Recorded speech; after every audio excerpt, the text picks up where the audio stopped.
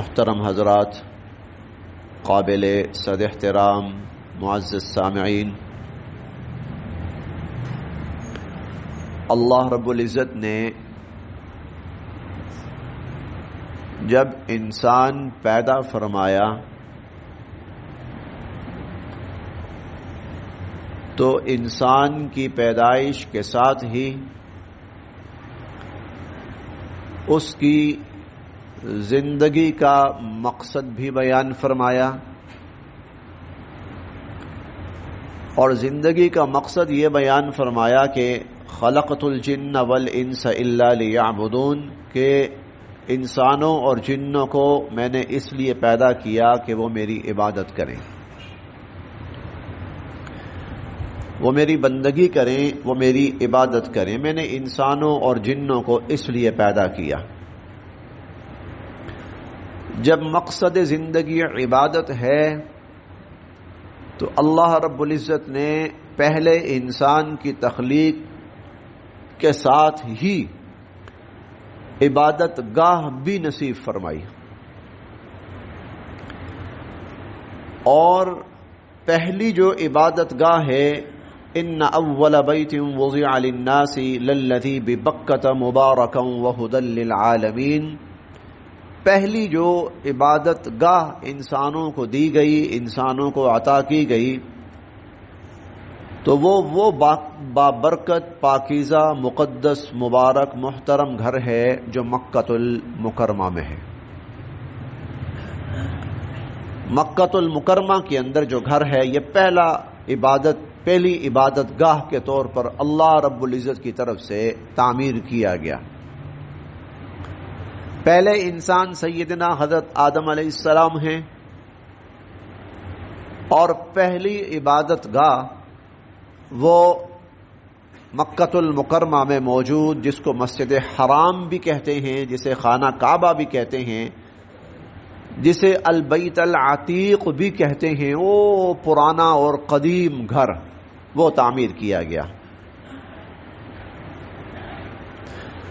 اللہ رب العزت نے پہلا گھر یہ تعمیر فرمایا، ظاہر ہے خود تو تعمیر نہیں فرمایا، وہ تو سیدنا حضرت آدم علیہ السلام کو حکم فرمایا، اور سیدنا حضرت آدم علیہ السلام نے خانہ کعبہ تعمیر فرمایا۔ آدم علیہ السلام نے، کیونکہ سیدنا آدم علیہ السلام اسی سرزمین پر اترے تھے۔ اما حوا جو ہیں وہ میدان عرفات جو آج کل ہے جدہ، بلکہ جدہ، یہاں پر اما حوا اتری تھی۔ حضرت آدم علیہ السلام جو ہیں وہ ایشیا کے کسی علاقے میں، قریب ترین سری لنکا کے بارے میں مشہور ہے، وہاں اتارے گئے، پھر یہاں سے یہ چلے، اور جو میدان عرفات ہے وہاں ان کی ملاقات ہوئی، اور پھر یہی ان کا مرکز بنا، یہی سرزمین، اور اسی میدان عرفات سے متصل ہی پھر اللہ رب العزت نے وہ جگہ جو آج خانہ کعبہ کے نام سے معروف ہے، مسجد حرام کے نام سے معروف ہے، آدم علیہ السلام نے یہاں بیت اللہ کی تعمیر فرمائی۔ جب بیت اللہ تعمیر ہوا، حضرت ابو ذر غفاری رضی اللہ تعالی عنہ، انہوں نے نبی کریم صلی اللہ علیہ وسلم سے ایک سوال کیا۔ کہتے ہیں سألت رسول اللہ صلی اللہ علیہ وسلم عن اول مسجد وضع فی الارض، میں نے حضور علیہ الصلوۃ والسلام سے پوچھا روئے زمین پر سب سے پہلی مسجد کون سی بنائی گئی؟ آپ نے فرمایا المسجد الحرام، مسجد حرام بنائی گئی۔ کہتے ہیں میں نے پوچھا ثم ای، مسجد حرام کے بعد پھر دوسری مسجد کون سی بنائی گئی؟ تو حضور علیہ الصلوۃ والسلام نے فرمایا المسجد الاقصی، دوسری جو مسجد بنائی گئی ہے مسجد حرام کے بعد وہ مسجد اقصی ہے، جسے دنیا بہت اچھی طرح جانتی ہے آج، مسجد اقصی، اور پہچان کے لیے بیت المقدس بھی کہا جاتا ہے۔ حضرت ابو ذر کہتے ہیں کہ قلت، میں نے پوچھا حضور علیہ الصلوۃ والسلام سے کہ کم بینہما، اللہ کے نبی ان دونوں کے درمیان کتنا عرصے کا فاصلہ ہے؟ مسجد اقصی مسجد حرام کی تعمیر کے کتنے سال کے بعد بنائی گئی؟ تو حضور علیہ الصلوۃ والسلام نے فرمایا 40 عاما، کہ مسجد اقصی مسجد حرام کی تعمیر کے 40 سال کے بعد تعمیر کی گئی۔ سیدنا آدم علیہ السلام نے مسجد حرام تعمیر فرمائی، آپ اس کو بیت اللہ بھی کہہ سکتے ہیں، یہ تعمیر فرمایا، اور پھر اس کے 40 سال کے بعد مسجد اقصی تعمیر فرمائی۔ یوں اس دنیا کی اور اس کائنات کی قدیم ترین مساجد دو ہیں، قدیم ترین مساجد وہ دو ہیں، ایک بیت اللہ ہے اور ایک مسجد اقصی ہے۔ وقت گزرتا رہا، ان کی تعمیر شکستہ ہو جاتی تھی، ٹوٹ پھوٹ کا شکار ہو جاتی تھی۔ اللہ رب العزت انبیاء علیہم السلام کو حکم فرماتے تھے، اور انبیاء علیہم السلام اللہ کے حکم سے خانہ کعبہ کی اور مسجد اقصی کی دوبارہ تعمیر کر دیتے تھے۔ حضرت ابراہیم علیہ السلام کا جب زمانہ آیا تو تب یہ صورتحال تھی کہ وہ بیت اللہ کی عمارت گرتے گرتے گرتے زمین سے اس کا نام و نشان بھی مٹ گیا تھا، کیونکہ وہ ریتلا علاقہ ہے، صحرائی علاقہ ہے، اسی لیے وہ ریت اڑتی رہی، وہ جو بنیادیں تھی وہ بھی دب گئیں۔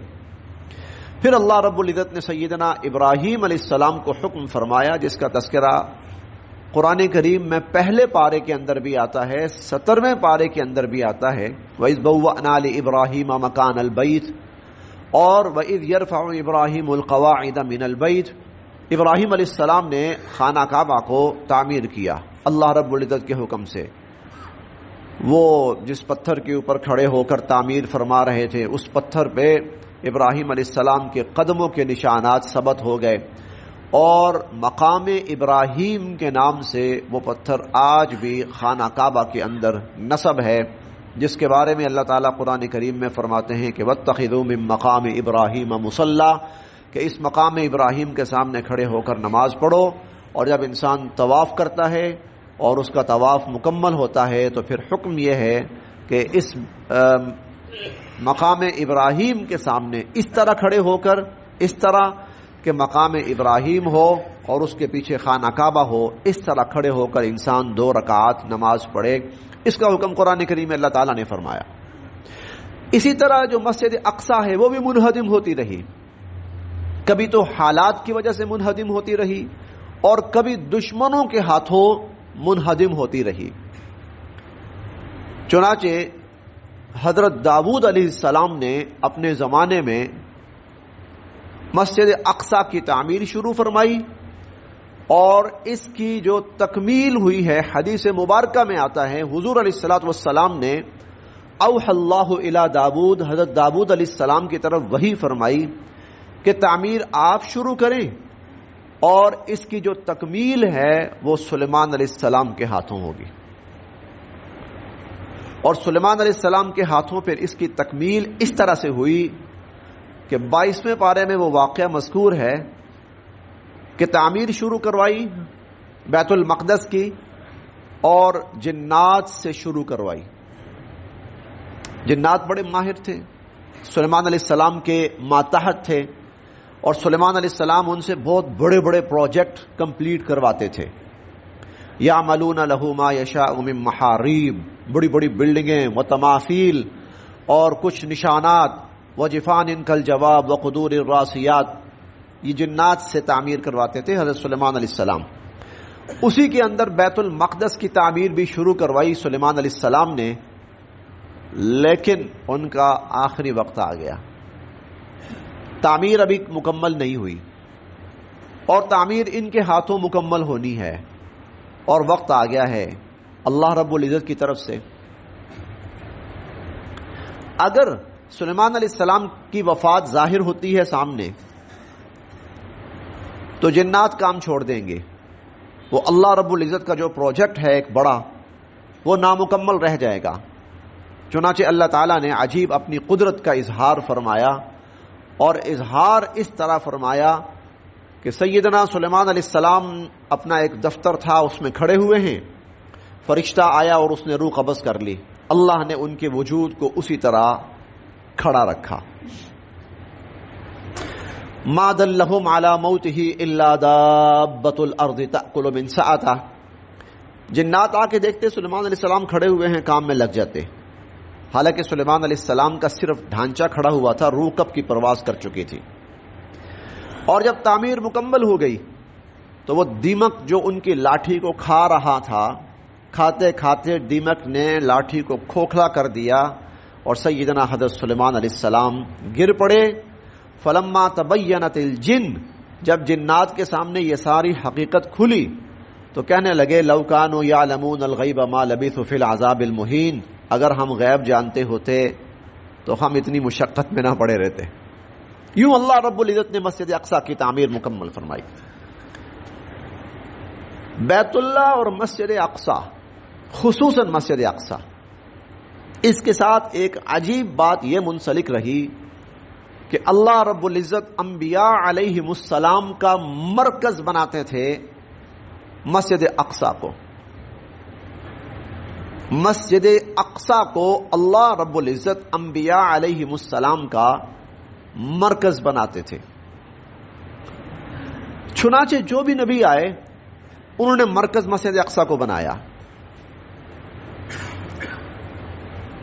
اور جب بھی ان کا کوئی دشمن حملہ آور ہوتا تھا تو وہ مسجد کو ہی منہدم کرنے کی کوشش کرتا تھا کہ یہ ان کا ہیڈ کوارٹر ہے، یہ ان کا مرکز ہے، یہ ان کا مرکز ہے، یہ ان کا ہیڈ کوارٹر ہے. 15ویں پارے کے اندر اللہ تعالیٰ بنی اسرائیل کی تاریخ بیان کرتے ہوئے فرماتے ہیں کہ وَلِيَدْخُلُوا الْمَسْجِدَ كَمَا دَخَلُوهُ أَوَّلَ مَرَّةٍ وَلِيُتَبِّرُوا مَا عَلَوْا تَتْبِيرًا. وہ جو دشمن مسلط کیے بنی اسرائیل کے اوپر، وہ پھر مسجد میں داخل ہوئے اور انہوں نے مسجد کو منہدم کیا. ایسے ہی منہدم کیا جیسے پہلے دشمن بھی آ کر اس مسجد اقصی کو منہدم کرتے رہے.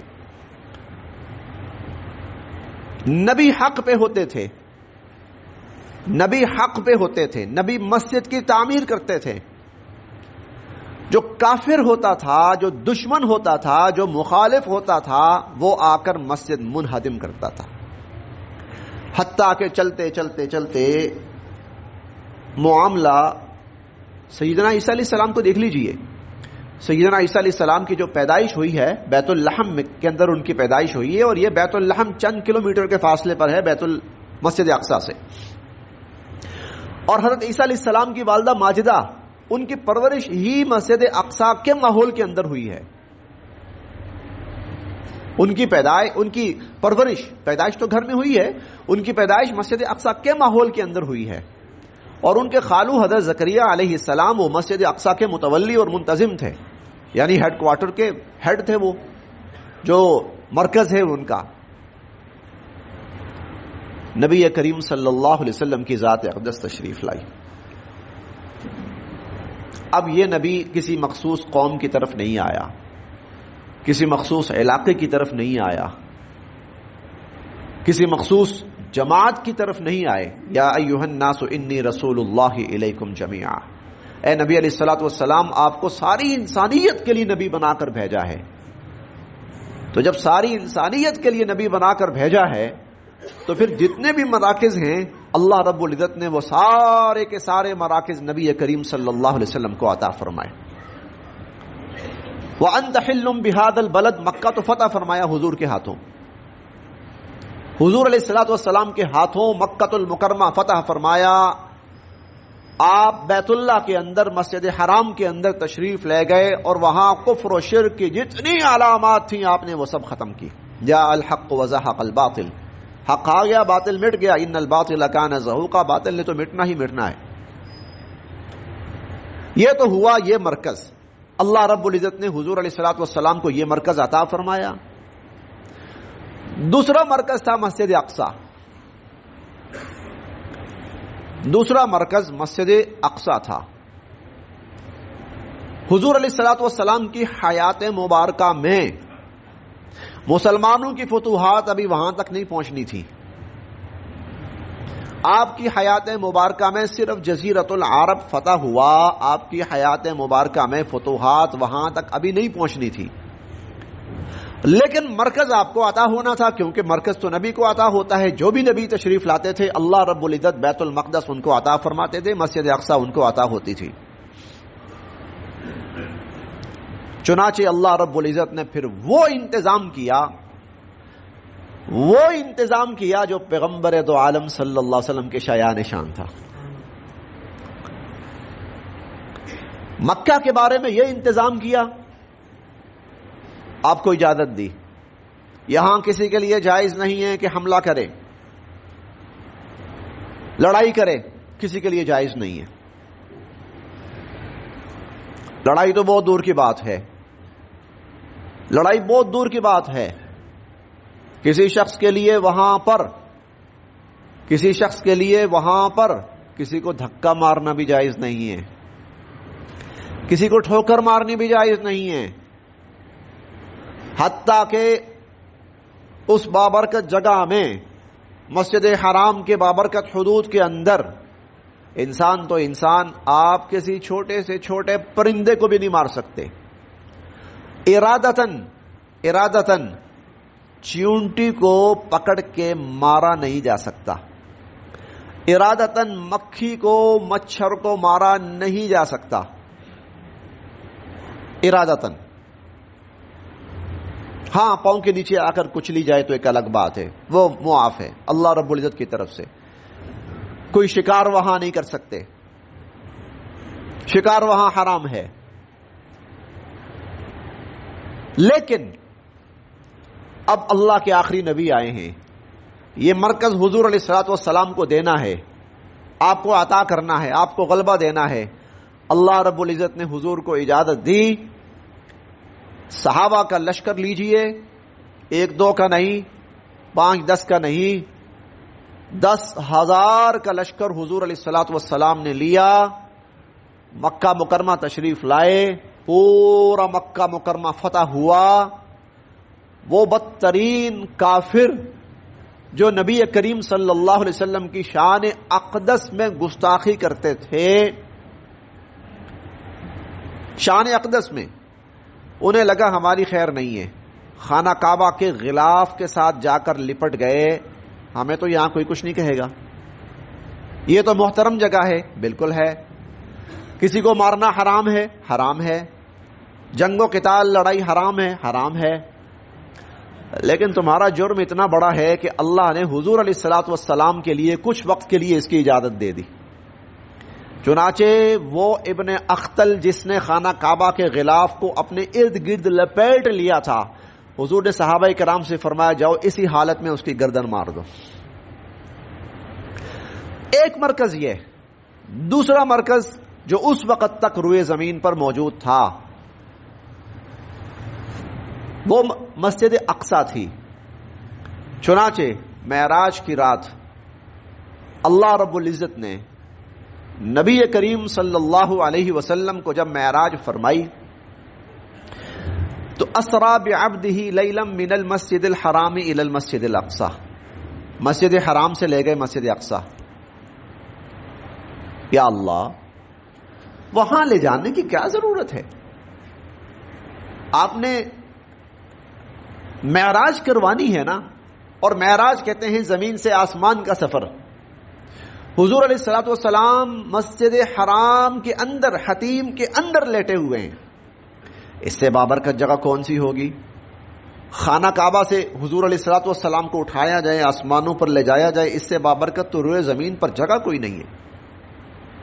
ببکۃ مبارکہ، اللہ آپ خود کہتے ہیں یہ تو بابرکت مکہ کی سرزمین ہے، بابرکت جگہ ہے، بابرکت گھر ہے، اس سے زیادہ بابرکت کون سا ہوگا؟ تو یہاں سے حضور علیہ الصلوۃ والسلام کو آسمانوں پر لے جایا جائے، یہاں سے پہلے سواری لائی جاتی ہے، اس سواری براق پر سوار کر کے حضور علیہ الصلوۃ والسلام کو مسجد اقصی لے جایا جاتا ہے۔ اور یہ بھی ہو سکتا تھا چلیں مسجد اقصی تشریف لے آئے آپ، مسجد اقصی سے آپ کو پھر اوپر لے جایا جاتا۔ بظاہر یہاں آپ کو کوئی وجہ نظر نہیں آئے گی کہ مسجد اقصی کیوں لے کر گئے، معراج کروانی ہے نا، تو یہاں سے کیا آسمان نہیں آتا اوپر؟ یہاں سے تو زیادہ بابرکت آسمان آتا ہے۔ خانہ کعبہ جہاں پر ہے اس کی سیدھ میں 7ویں آسمان پر ایک اور کعبہ ہے جس کو بیت المعمور کہتے ہیں، جس کا تذکرہ اللہ رب العزت سورہ الطور میں فرماتے ہیں، وَالطُّورِ وَكِتَابٍ مَّسْطُورٍ وَالْبَيْتِ الْمَعْمُورِ، میں قسم کھاتا ہوں اس بیت معمور کی۔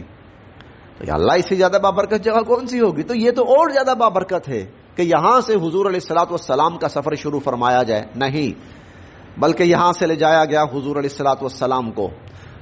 یہ 1400-1500 کلومیٹر کا فاصلہ ہے، لمحوں کے اندر اللہ رب العزت نے وہ فاصلہ طے کروا کر آپ کو لے گئے مسجد اقصیٰ کے اندر۔ صرف یہی پر اکتفا نہیں ہوا، انبیاء علیہم السلام، سب کے سب انبیاء علیہم السلام کو وہاں لایا گیا، وہاں جمع فرمایا گیا، سب کے سب انبیاء علیہم السلام کو، اور پیغمبر دو عالم صلی اللہ علیہ وسلم نے آگے کھڑے ہو کر ان تمام انبیاء علیہم السلام کی امامت فرمائی اور ان کو نماز پڑھائی۔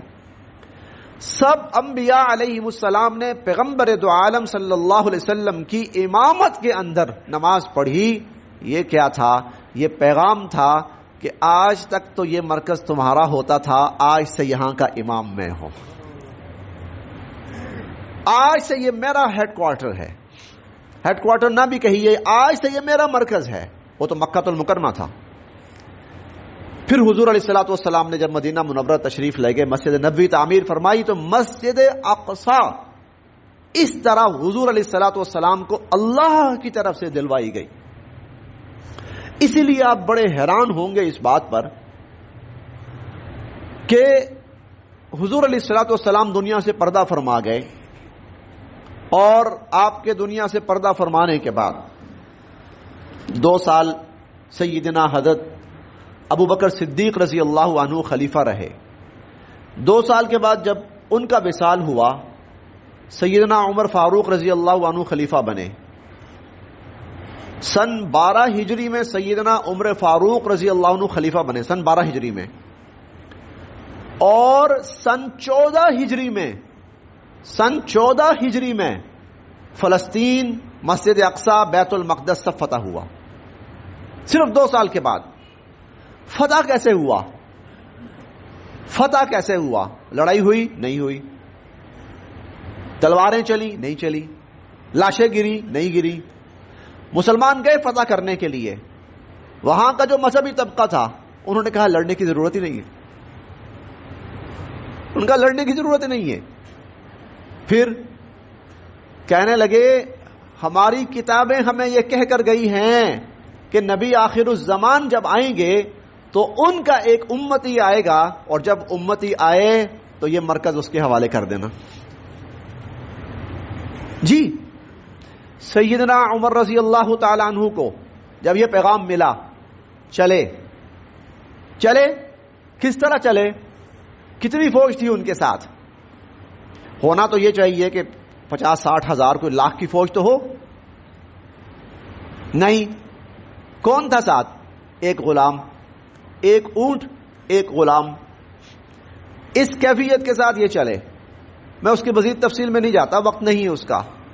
چلے، اور جب وہاں پہنچے اور انہوں نے دیکھا کہ ہاں وہ مسلمان جس کی علامات ہماری کتابوں میں موجود ہیں کہ یہ مرکز ان کے حوالے کرنا ہے، ان کو دینا ہے، وہ خلیفہ اسی کیفیت، اسی شان کے ساتھ اکیلا، پیون زدہ، کپڑے، غلام، سواری پر آیا ہے۔ انہوں نے کہا حضرت اپنی امانت پکڑیے، ہم تو آپ کے منتظر تھے۔ یہ خدائی فیصلہ ہے، کوئی لڑائی نہیں، خدائی فیصلہ ہے۔ پیغمبر دو عالم صلی اللہ علیہ وسلم کے ہاتھ کی زمانے میں پہلے اس کا اظہار فرمایا گیا، وہ بھی اس انداز میں آپ کو یہاں سے لے جایا گیا، مسجد اقصیٰ آپ پہنچے ہیں، اور پھر اس کے بعد جب عملاً اس کا قبضہ، جس کو آپ سیاسی طور پر بھی کہہ سکتے ہیں، فتح ہونا بھی کہہ سکتے ہیں، سیدنا عمر فاروق رضی اللہ عنہ کے زمانے میں، کہ بھئی آپ کی مسجد ہے، یہ نبی کو ملتی ہے، یہ نبی کو ایک مرکز کے طور پر عطا کی جاتی ہے۔ چنانچہ اس کے بعد یہ مسجد مسلمانوں کے زیر انتظام آئی۔ پھر ایک وقت آیا، عیسائیوں نے شرارت کی، حملہ کیا، قابض ہوئے۔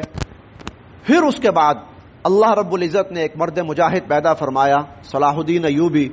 90 سال کے عرصے کے بعد اس نے پھر یہ مرکز چھینا ان سے، اور اس کے بعد یہاں پر مسلمانوں کی حکومت قائم رہی.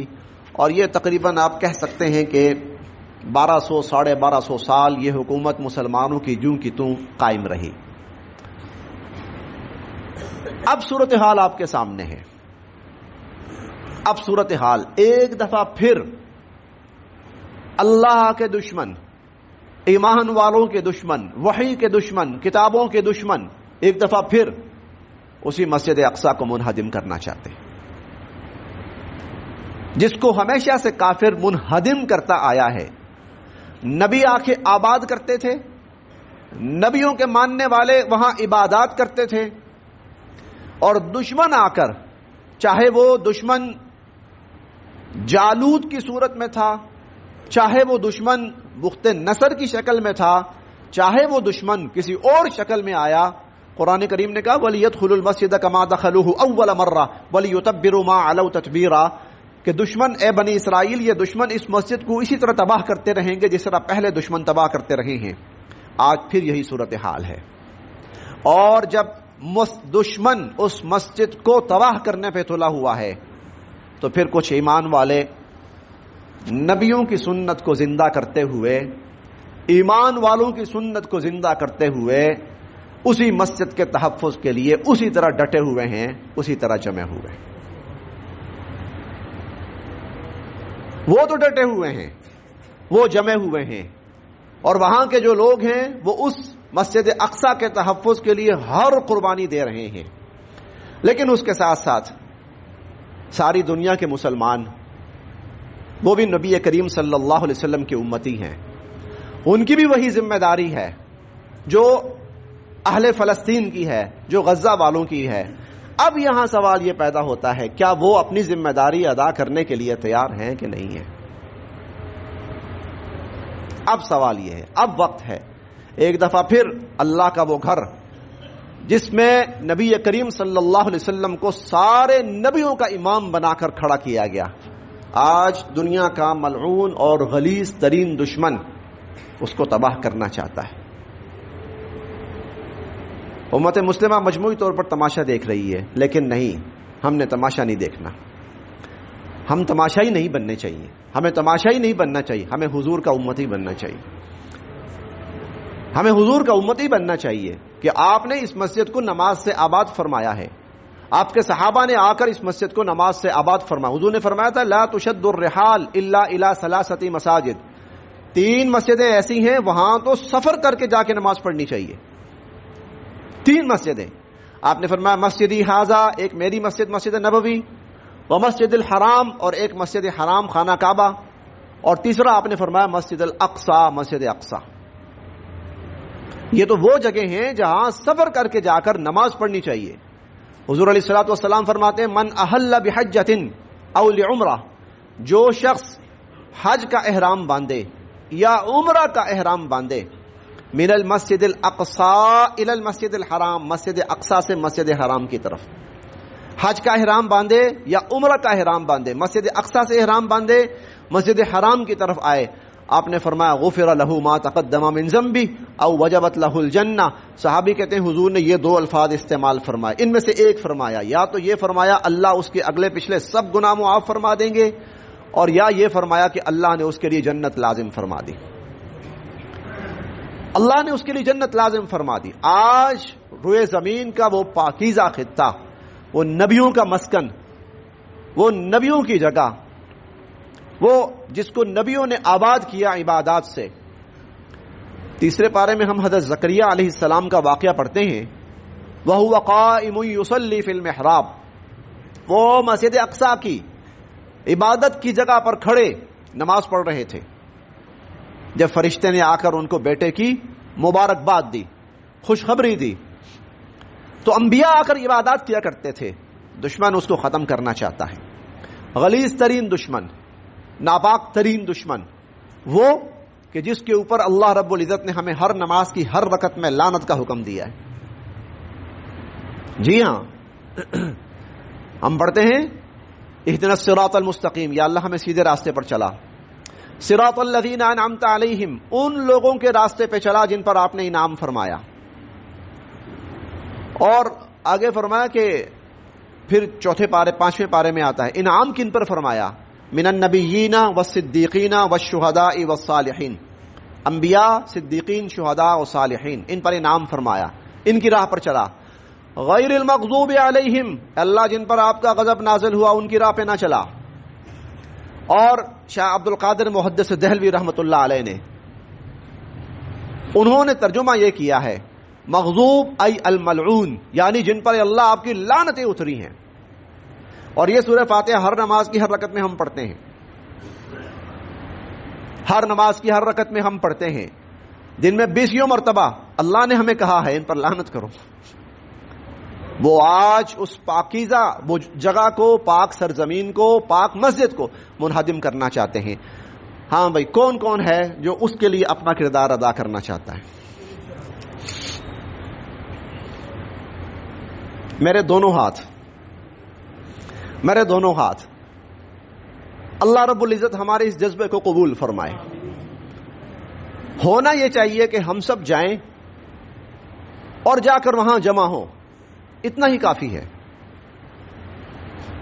وہ جن حضرات نے ترجمے کے ساتھ پڑھا ہے نا، تو وہ جانتے ہیں کہ موسیٰ علیہ السلام نے بنی اسرائیل سے کہا کہ یہ فلاں علاقے پہ حملہ کرنا ہے. وہ دشمن بڑا جسیم، طاقتور، بہادر، وحشی، جنگجو قسم کے دشمن تھے. بنی اسرائیل ڈر گئے، وہ کہنے لگے کہ ہم تو نہیں جانے لگے، انا لن ندخلها، ہم تو کبھی بھی اس میں داخل نہیں ہوں گے. تو اللہ کے بندوں نے ان سے کہا، اور اللہ نے وہ جملہ قرآن میں نقل کیا ہے فَإِذَا دَخَلْتُمُوهُ فَإِنَّكُمْ غَالِبُونَ، تم اگر صرف اس دشمن کے مقابلے میں اس شہر میں داخل ہو گئے نا، تم فاتح ہو جاؤ گے. امت مسلمہ، صرف امت مسلمہ ایک دفعہ فلسطین پہنچ جائے، امت مسلمہ غالب ہے. دشمن بھاگ جائے گا، دشمن بھاگ جائے گا. ہونا یہ چاہیے اصولی طور پر. آخر ہم دور دور جاتے ہیں، کوئی بڑی بات نہیں. ہم میں سے ہر شخص بیرون ملک ہو کے آیا ہے، تقریباً ہر شخص ایک دفعہ بار بار ہو کے آئے ہیں. کوئی بڑی بات نہیں ہے کہ ہم میں سے ہر شخص وہاں پہنچ سکے. لیکن چلیں، مشکلیں ہیں، رکاوٹیں ہیں، بہت ساری سیاسی اعتبار سے بھی رکاوٹیں ہیں. لیکن اتنا تو ہو سکتا ہے نا کہ ہم ان کے کسی نہ کسی درجے میں معاون اور مددگار بن جائیں. یہ ہو سکتا ہے کہ نہیں ہو سکتا؟ الحمدللہ ہو سکتا ہے. اس وقت ہمارے ان مسلمان بھائیوں کو ہر طرح کی مدد کی ضرورت ہے، اخلاقی بھی، مالی بھی اور سیاسی بھی. وہ تو ہماری حکومتوں کا کام ہے، لیکن اخلاقی اور مالی مدد ہم ان کے ساتھ کر سکتے ہیں. ہم کر سکتے ہیں تو پھر ہمیں کرنا چاہیے.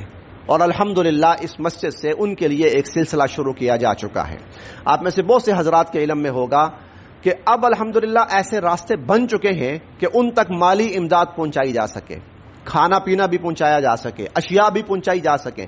مولانا تقی عثمانی صاحب، مولانا مفتی تقی عثمانی صاحب اس سلسلے میں بہت بڑا اقدام کر رہے ہیں، بہت بڑا اقدام کر رہے ہیں. چلیں، ہم بھی تو اللہ ہی کے بندے ہیں، ہم بھی حضور علیہ الصلوۃ والسلام کے امتی ہیں، ہم بھی ان کے مسلمان بھائی ہیں. تو ہم کیوں نہ اپنے مسلمان بھائیوں کے اس موقع پہ مددگار بنیں. اس کے لیے یہاں پر ایک کمیٹی قائم کی گئی ہے اور فلسطین فنڈ کے نام سے ایک فنڈ قائم کیا گیا ہے. الحمدللہ بہت سے احباب نے تعاون کیا ہے. کوئی شخص اس میں تعاون سے محروم نہ رہے.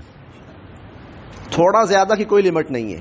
جس کو اللہ نے 1 کروڑ دینے کی توفیق دی ہے وہ 1 کروڑ دے، جس کو 1 لاکھ دینے کی توفیق دی ہے وہ 1 لاکھ دے، جس کو 1000 دینے کی توفیق دی ہے وہ 1000 دے، اور جس کو اللہ نے 100 دینے کی توفیق دی ہے تو وہ 100 دے. کوئی محروم نہ رہے. آپ جانتے ہوں گے کہ غزوہ خندق کے موقع پر، غزوہ تبوک کے موقع پر ایک صحابی صرف 1 مٹھی بھر کھجوریں لے کر آئے تھے. حضور نے فرمایا تھا جتنا یہ مال جمع ہے نا، اس کو سب کے اوپر بکھیر دو، اس کا ثواب سب کے برابر ہے. والذین لا یجدون الا جہدہم، اور وہ جو بڑی معمولی سی محنت کر کے بڑی معمولی سی چیز لے کے آئے ہیں، اللہ نے وہ قبول کی. تو کریں گے انشاءاللہ العزیز. کوشش ہماری یہ ہے کہ اگلے جمعے تک آپ کو یہ اطلاع مل جائے کہ رمضان المبارک کے اندر آپ کی امانت اپنے ان بھائیوں تک پہنچا دی گئی ہے.